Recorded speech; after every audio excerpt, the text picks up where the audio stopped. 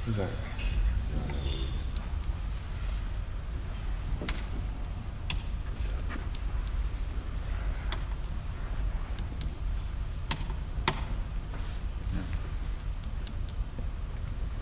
Bismillahirrahmanirrahim. Assalamualaikum warahmatullahi wabarakatuh. Alhamdulillah.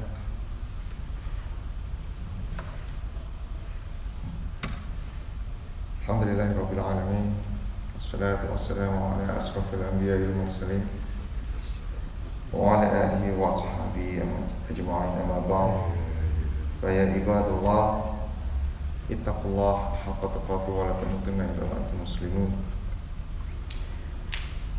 Dear brother and sister, rahimakumullah, inshallah, we will soon celebrating Eid al-Adha. The sound of takbir and tahmid will be pronounced in a beautifully manner from various corners of part of the world. A statement, the recognition of the majesty of Allah subhanahu wa ta'ala. Takbir is a recognition from the heart and touching and shaking the niche of the soul of a believer, where in the morning every Muslims around the world will flock to the masjid and do the prayers, 2 rakat of prayers of Eid, which will be continued by Silatul Rahmi between relatives and friends. And in these special occasions over here, on behalf of the IMAAM, Eid al-Adha committees, we will cordially would like to invite all of you here to do the prayers here at the Masjid of Imam Center. We're going to start at 7:30 a.m. on Tuesday, July 20th, and will be continued with 2 additional shifts, which is on at 9 a.m. and 10:30 a.m. So please keep in mind, we're going to start the Eid al-Adha prayers at 7:30 a.m.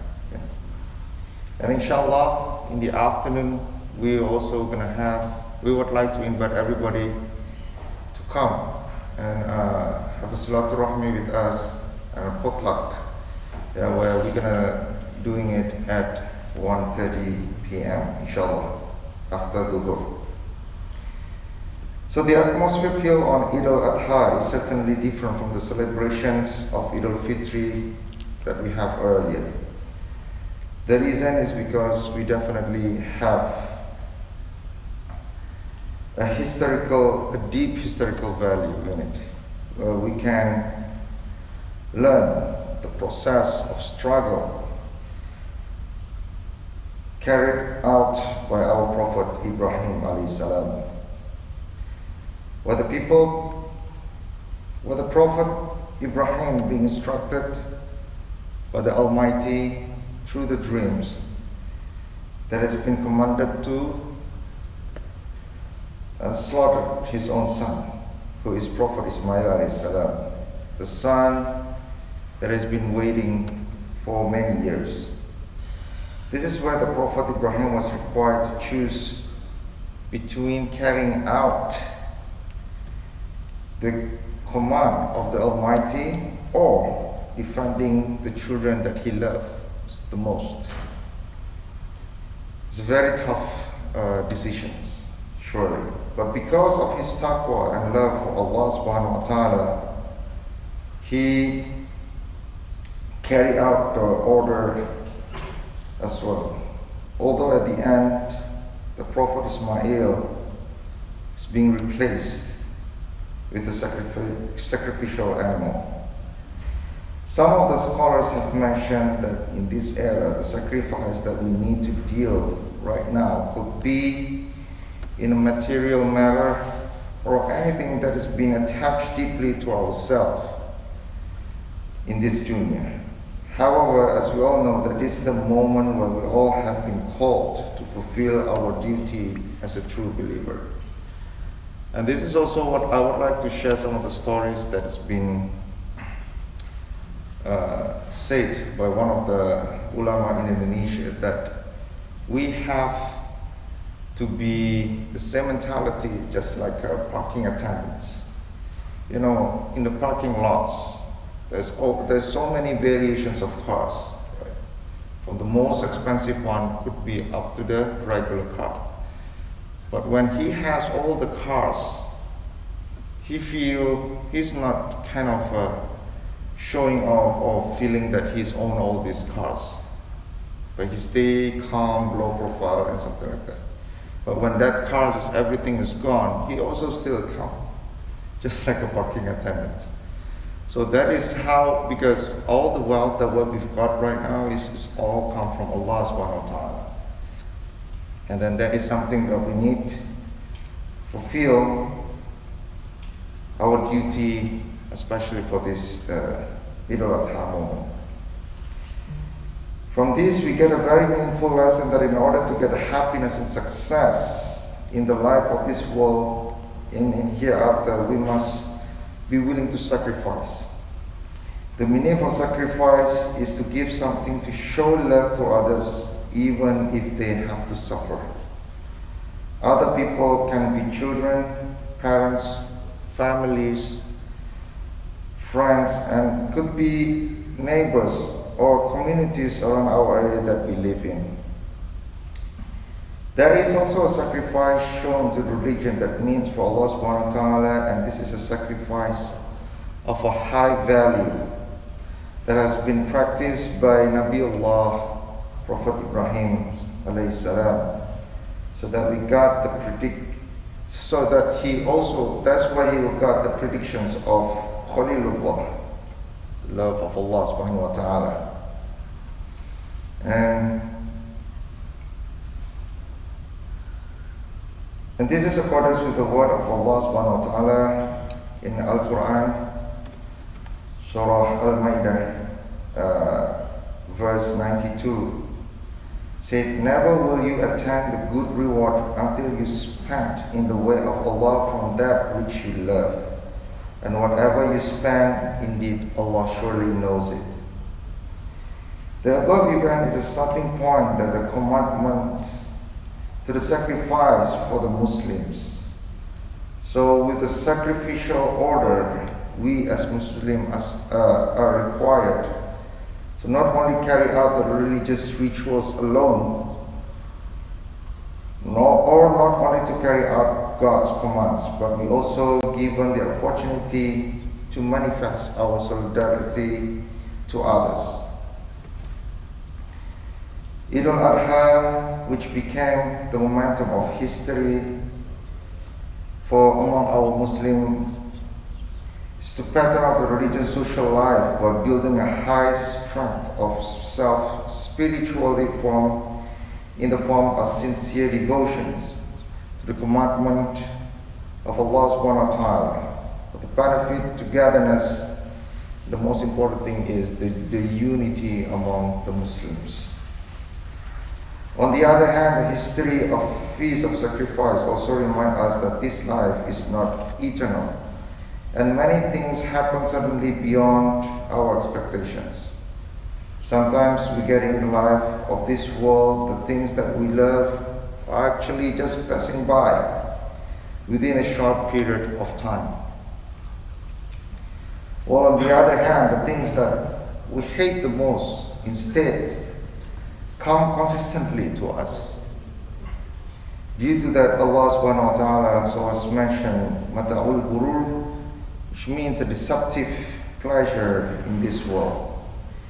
It will disappear, even turn into a calamity, if the way of processing are not in accordance with the guidance of Allah subhanahu wa ta'ala. As the Almighty has mentioned in Quran, Surah Al-Hadid, verse 20. Know that the life of this world is only play and amusement, pomp and mutual boasting among you, and rivalry in respect of wealth and children, as the likeness of vegetation after rain, thereof the growth is pleasing to the tiller afterward it dries up and seed turning yellow, then it becomes strong, but the year after a severe torment, for the disbeliever, and there is forgiveness from Allah and His good pleasure for the believers, whereas the life of this world is only deceiving enjoyment. But it is very important for us to remember that not everything that we hate will bring harm to our lives. Sometimes it could be the opposite. The calamity that we think will be a great disaster turns out will lead us to a great success in life. For the great example that was the Prophet Ibrahim alayhi, when Allah commanded him to leave his wife and his son in the middle of the desert where there's no food or water around it. As a human being, of course, the Prophet Ibrahim will not want to do this if it were not for the command of the Almighty. He would definitely would not want to do it. But throughout the time, it turned out to be a big event for all the Muslims, which is we call as a Hajj,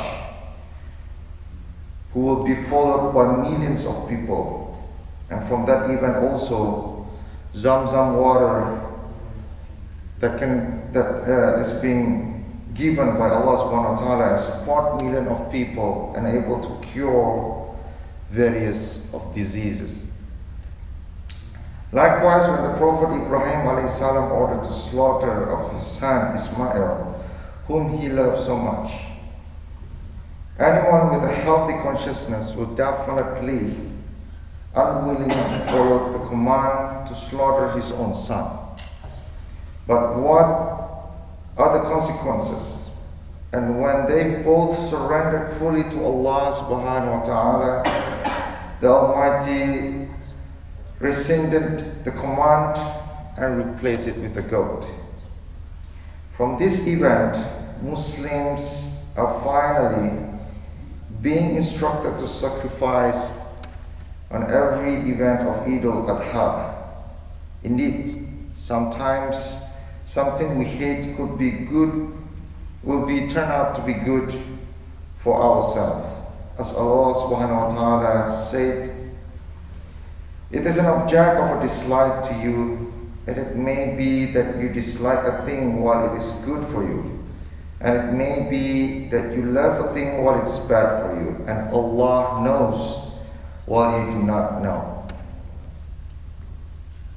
Therefore, facing every obstacles of life, we must be patient and tawakkal and submit to Allah subhanahu wa ta'ala, who has been shown and exampled by our beloved Prophet Ibrahim alayhi salam when he had been commanded to slaughter his own son.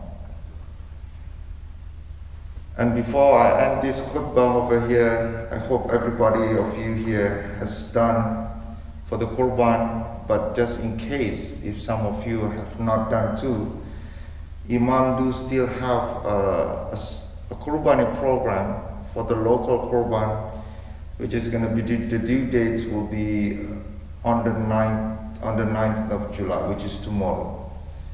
Yeah. So also tomorrow is going to be the, what we call it in the Hajj is the Arafah moment. And hopefully we all will be able to do the fasting, which will get a good reward from Allah subhanahu wa ta'ala. Allahumma ameen. Hopefully of this short talks, our faith as the servants of Allah subhanahu wa ta'ala will get better and closer to Him. These sacred events by Prophet Ibrahim alayhi salam will always be a reminder to all of us to fulfill the Almighty commands and avoid every prohibitions. Amin ya Rabbal Alameen. ربنا آتنا في الدنيا حسنة وفي الآخرة حسنة وقنا عذاب النار. عباد الله إن الله يأمر بالعدل والإحسان وذي القربى وينهى عن الفحشاء والمنكر والبغي يعظكم لعلكم تذكرون فاذكروا الله العظيم يذكركم واشكروه وعليه نعمه نعمه يزدكم ولذكر الله أكبر. السلام عليكم ورحمة الله وبركاته. جزاك الله.